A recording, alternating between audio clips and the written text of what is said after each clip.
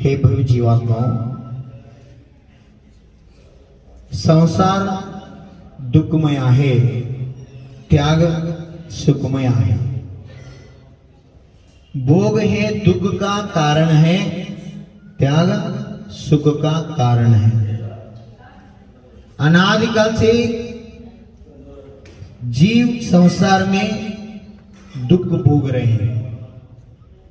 ये दुख से शाश्वत मुक्ति पाना चाहते तो जीवन में धर्म अपनाना अत्यावश्यक है।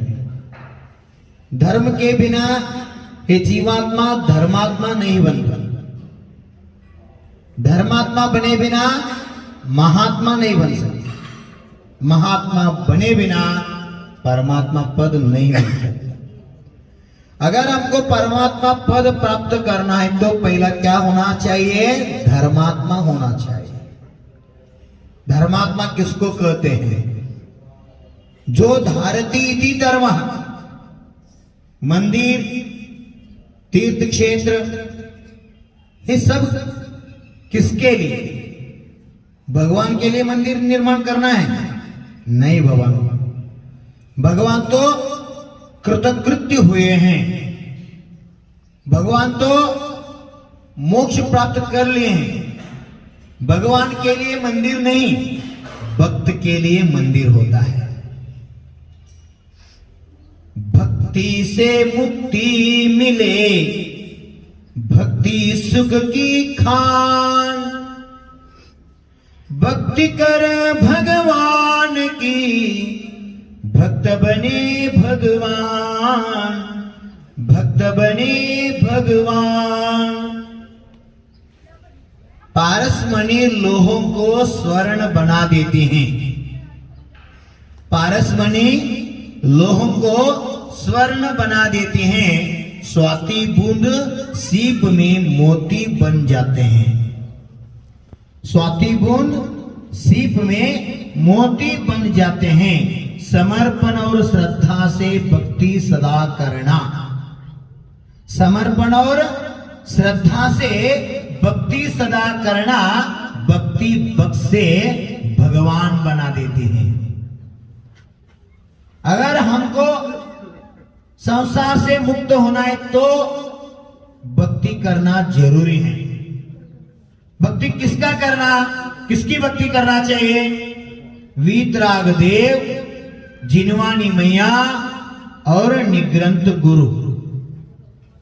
वीतराग भगवान के भक्ति से सम्यक दर्शन का प्राप्ति का निमित्त बन सकते, और जिनवानी भक्ति से समीचीन ज्ञान का प्राप्ति हो सकती, और गुरु के भक्ति से सम्यक चारित्र का प्राप्ति का मार्ग मिलते हैं। इसलिए इस पंचम काल में गुरु का दर्शन दुर्लभ है। आपके गांव का नाम क्या है? सत्यवास। अर्थ क्या होता है? सत्य का वास। सत्य जो है, इसलिए कहा है आत्म सत्य और जगन मिथ्य। ब्रह्म सत्य, जगन मिथ्य।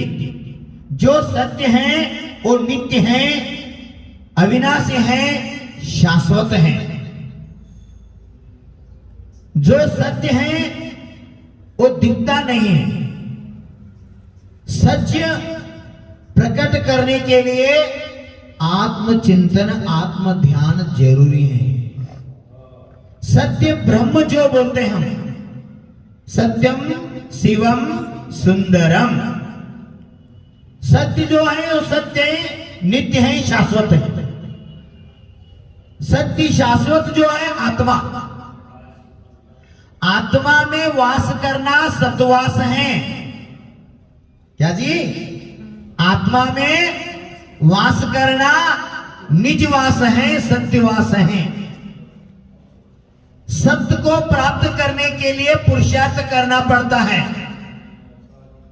ये पुरुषार्थ करने के लिए निमित्त बने जैन मंदिर। 22वां तीर्थंकर प्रभु नेमिनाथ भगवान के भव्य जिनालय सतवास में आप निर्माण किए हैं। जिन मंदिर कैसा हो, मंदिर में क्या क्या चीज हो, देव शास्त्र गुरु का एक ही बार दर्शन हो, ऐसा मंदिर दुनिया में हमको देखने मिलते हैं अभी सत्यवास में, सतवास में। दुर्लभ सागर गुरुदेव ने ऐसे आप पर उपकार किए हैं।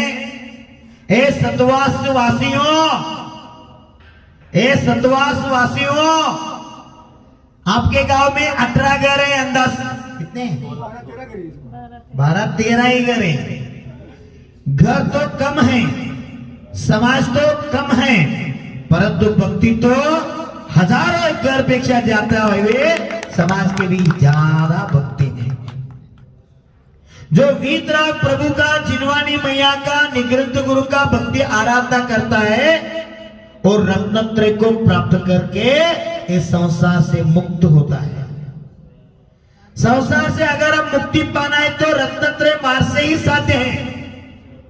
व्यवहार रत्नत्रय तो देव शास्त्र गुरु की उपासना से मिलती हैं। निश्चय सम्यक दर्शन, निश्चय सम्यक ज्ञान और निश्चय सम्यक चरित्र, आत्म की श्रद्धा, आत्मा को जानने से और आत्मा में रमण करने से। जो जीव आत्मा में रमण करता है वही ऊर्ध्व गमन करता है। सतवास का धर्म प्रभाव अच्छी तरह होना चाहिए। सतवास में रहने वाले जीव को सत्य को जानना चाहिए। जैसे मंदिर में भगवान है, ऐसे आत्मा में परमात्मा है। ये देह देवालय है, जिनाल है, आत्मा परमात्मा है। ये परमात्मा को जानने के लिए आत्मचिंतन जरूरी है, आत्मावलोकन जरूरी है। एक गांव में 2 परिवार थे। अनेक परिवार होते हैं, परंतु इधर उदाहरण में 2 परिवार ले रहे हैं। एक गरीबी परिवार था। उस परिवार में मात्र एक ही सदस्य थी, तो महिला। इतने गरीबी थे, उसका जमीन भी नहीं, एक कुटिया बनाई थी, झोपड़ी, क्या बोलते हैं झोपड़ी, झोपड़ी में रहती थी। और झोपड़ी के पीछे थोड़ा उनका जगह थी। उस जगह में क्या करती थी वो, गांव में और पर्वत में जाके जो गाय का गोबर मिलते थे, वो गोबर लाके कंडे बनाते थे। वो कंडे को बिक के उसमें जो पैसा आते थे, वो पैसे से जीवन यापना करती थी वो महिला। आप जाने होंगे पिसनहारी मड़िया जी। मड़िया को क्या बोलते हैं? पिसनहारी मड़िया। वो बुढ़िया ने ऐसे कष्ट करके जिन मंदिर बनवाया, वो कंडे को लगा के उसको बिक के पैसा एकत्र करके और ज्वार गेहूं वगैरह पीस के उसके जो पैसा आते थे, पैसा इकट्ठा करके उन्होंने भगवान के लिए मंदिर बनाया और साथ से पुण्य कमाया। इसीलिए महाद्वार पर उसका स्टेच्यू बना हुआ है, पिसनहारे मड़िया। ऐसे भक्त इस दुनिया में हुए हैं। और गरीबी महिला थी कि उनके जीवन यापना के लिए गोबर एकत्र करके खंडे बना के वो बिक के जीवन यापना करती थी।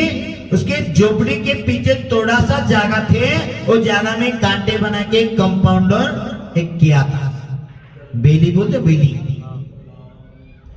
उसके बाजू ही एक मकान थे, उस रिच वाला श्रीमंत वाला मकान थे। उस परिवार में 2 आदमी जगह रहते थे, एक पति और पत्नी। पत्नी तो अगर वो श्रीमंत थे, परंतु उसका चोरी करने का आदत थी, तो महिला की।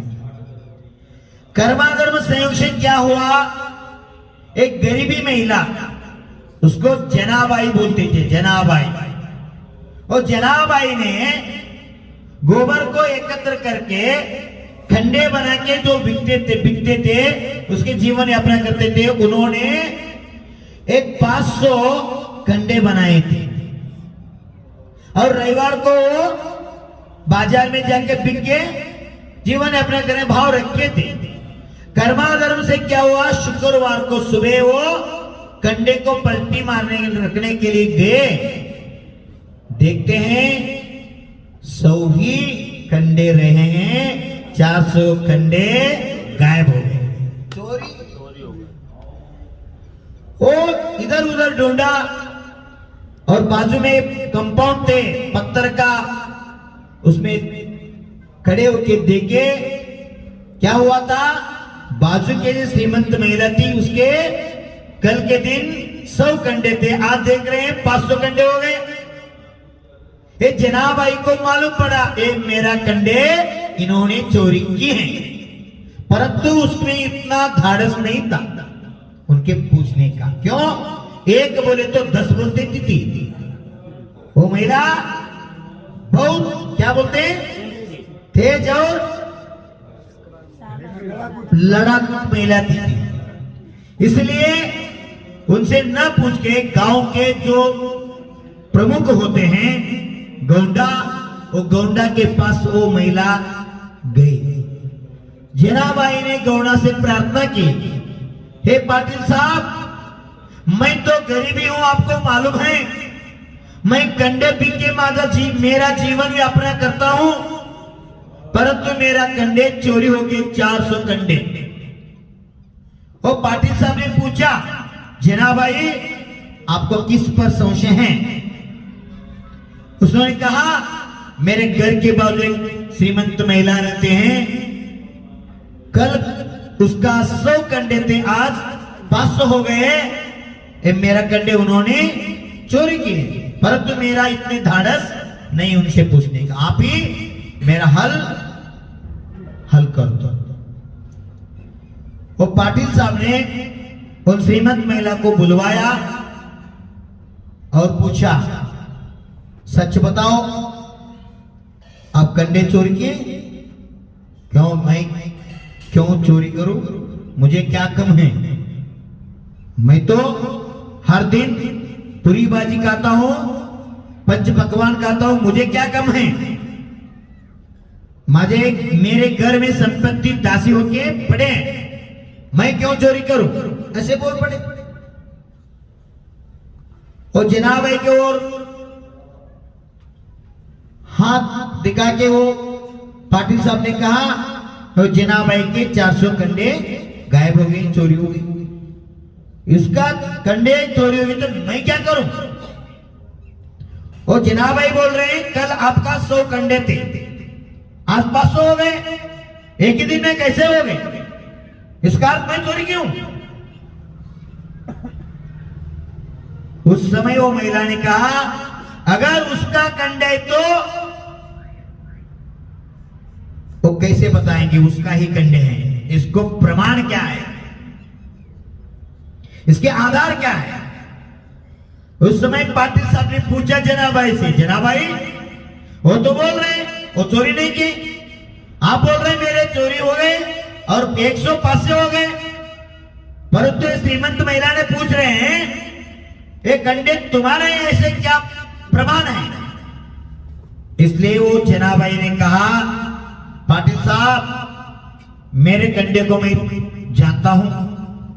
कैसे? हम कंडे जब मारते थे उस समय भगवान का गुरु का नाम ले रहे थे, अरिहंत सिद्ध नाम बोल रहे थे, आचार्य का नाम लेके हम कंडे मार रहे। इसीलिए मुझे विश्वास है जो कंडे अरिहंत सिद्ध बोलेगा, जो कंडे आचार्य बोलेगा वो कंडे मेरे हैं, जो नहीं बोलेगा वो मेरा नहीं। और पाटिल साहब क्या किया, वो कंडे को सब 500 कंडे को लाने के लिए बताया और एक आदमी जाके वो कंडे लाया। और पाटिल साहब ने एक आदमी को कहा ए शेर जी एक एक कंडे ले लो और कान पे लगाओ। जिस कंडे हरियन सिद्ध बोलेंगे, आचार्य बोलेंगे, वो कंडे जनाबाई का, नहीं बोलेंगे तो श्रीमंत महिला। शेर जी ने क्या किया, एक कंडे उठा लिया, कान को लगाया, कंडे क्या बोला, हरियन सिद्ध आचार्य।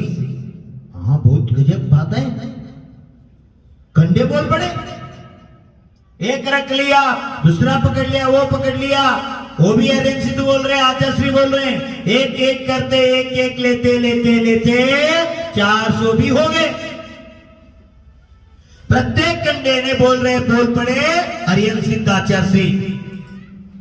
क्या हुआ, 401 कौवा भी ले लिया, वो भी बोल पड़े, क्या बोल पड़े, हरियन सिद्ध आचार्य। गजब की बात है, 450 हो गया, 500 सब कंडे लेके कान पे लगाया। शेर जी ने हरियन सिद्ध आचार्य बोल पड़े, 500 कंडे क्या बोल पड़े, हरियन सिद्ध आचार्य। उस समय श्रीमंत महिला ने छाती मार के बोल पड़े, नहीं नहीं नहीं, सौ तो मेरा है, सौ तो मेरा है। एक ऐसे हरियन सिद्ध बोलेंगे, एक ऐसे आचार्य बोलेंगे, नहीं, सौ तो मेरा है, मैं भले 400 चोरी किए हैं पर तो 100 मेरा है। कैसे बोल पड़े। और जनाबाई ने हाथ जोड़ के कहा, पाटिल साहब जी, मेरा तो 400 है, मैं सच बोल रहा हूं, परंतु आप प्रमाण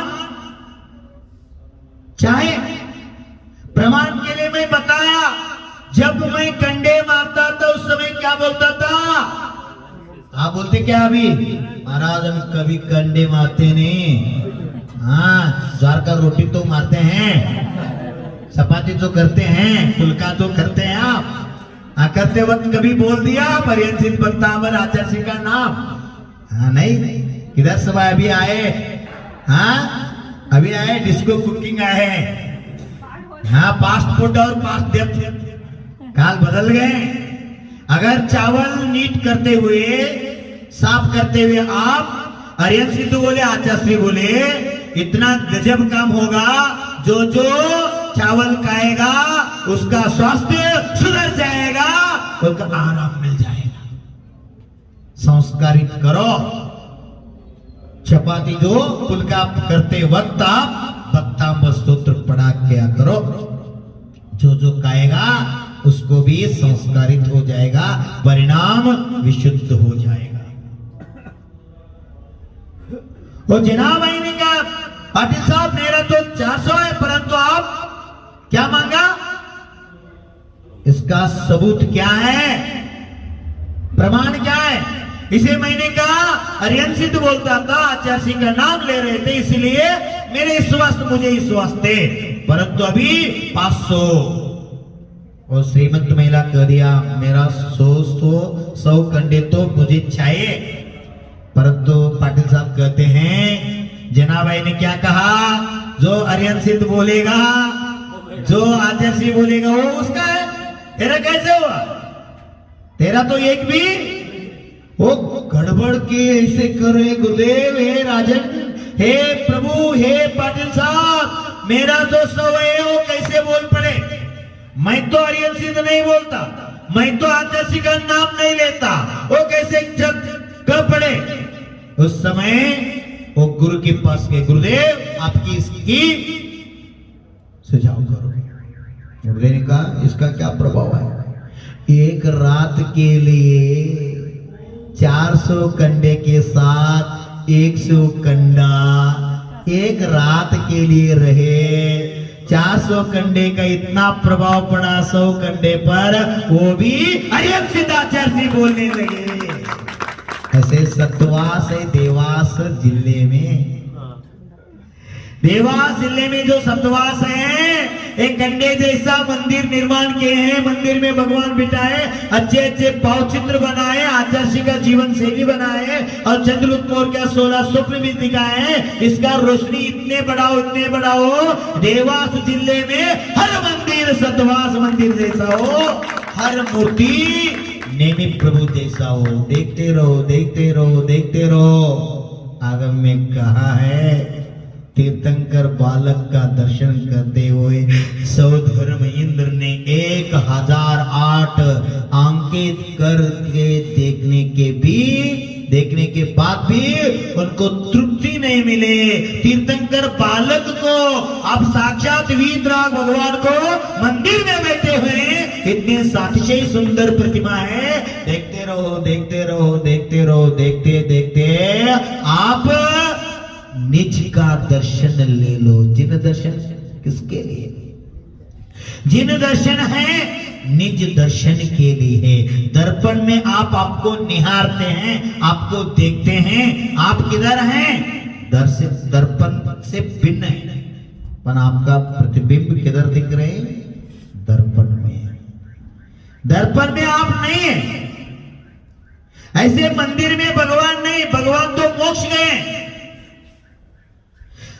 दर्पण में देखने के बाद आप सहज स्पष्ट रूप से दिखते हैं, आप आपको देखते हैं।